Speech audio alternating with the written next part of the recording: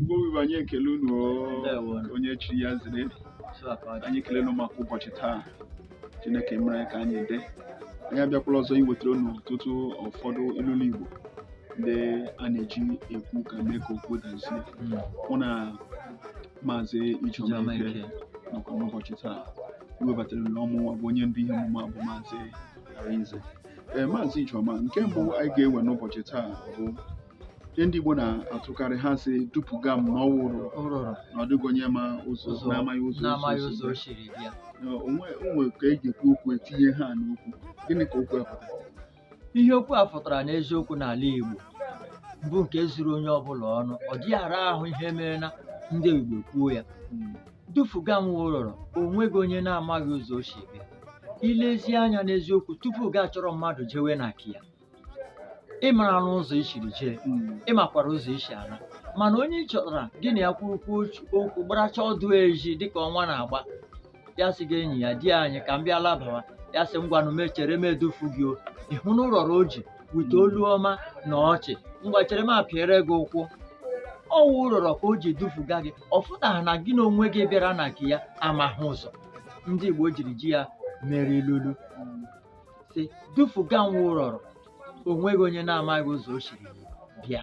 Ọtụtụ mgbe nwoke nwere ike ịnọ na mkpa wee na-achọ ndụmọdụ dị iche iche ga-enyere ya aka. Ya gakwute nwoke ịbịa sị elu ihe ị chere gbasara okwu a. Ya sị ya elekwana ihe nche, eche m iwu onye ka amamihe, eche m ịma zuru nke a, eche m ya sị ya ama m ama jụọ gị ka m mara ihe ị ga-atụnyere m. Dufuga m onye bịara na nke gị wụ ụrọ, ọ bụghị na onye bịara na nke gị amaghị ụzọ o si eme gịnị ala. Nke gosi na ya na onwe ya kwuru ihe a amara na ihe ọ gaji ime, mana naanị ọ chọrọ kpalie onye a ka ọ mara ebumnuche ya n'ọnọdụ ahụ. Ya dịrị gị mma. Okwu a dị omimi. Ọ dị omimi ebe ọ dị ukwuu. Ọtụtụ ndị na-eli anya dịka okwu dị feche feche. Si dupuga m ụrọrọ nke pụtara na ị ma na ihe ị kwesịrị ime mana ị chọrọ ka ọmụkwa ka agbata nwee ike dị na mma dịka egwu nkịta wụdara mma dara gị, ma ọ bụkwa na ịma ihe ị chọrọ ime mana ị chọkwara ka onye a soro kere oke gị si ya ngwale ihe dị otu a.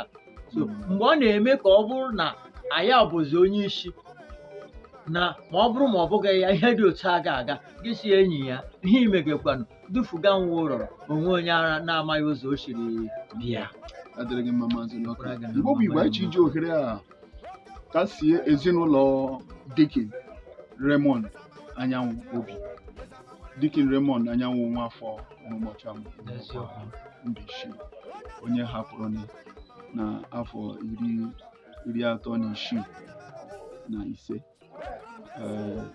Ebe ha nọ na-eri ji o kwesịghị ịnwụ, ọwụ na o kwesịghị ịnwụ, mana elebeghị anya ọnwụ dị otu. Anyị na-eji ohere a na-asị ezinụlọ biko unu kara obi.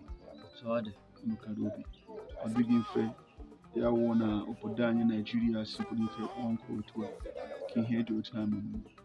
N'aha ndị Igbo bụ Igbo na ndị Igbo niile ihe mmasị ibe ha na-emetụ n'obi, anyị chọrọ isi unu kara n'obi.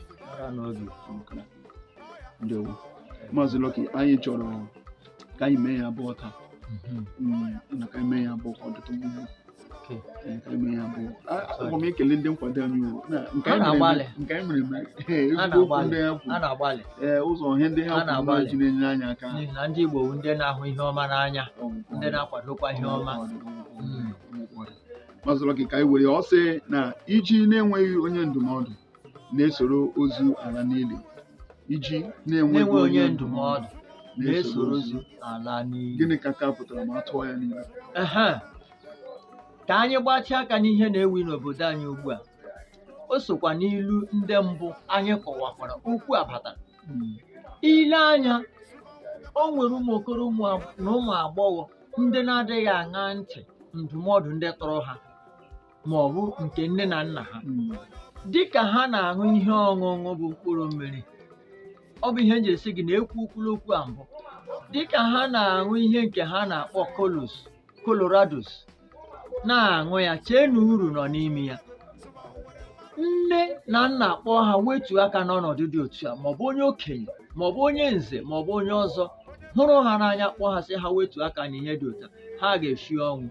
mana onye ka ekwucha ọ ga-asị ha ṅaakwa ntị nwa m ihe m ji agwa gị ebe okwu a bụ na iji na-enweghị onye ọdụ na-esoro ozu laa n'iyi iji na-enweghị onye ọdụ ndụmọdụ na-esoro ozu laa n'iyi Igbo ya dịrị unu na mma ọ bụ ka anyị kwubere ya n'ihi n'oge anyị.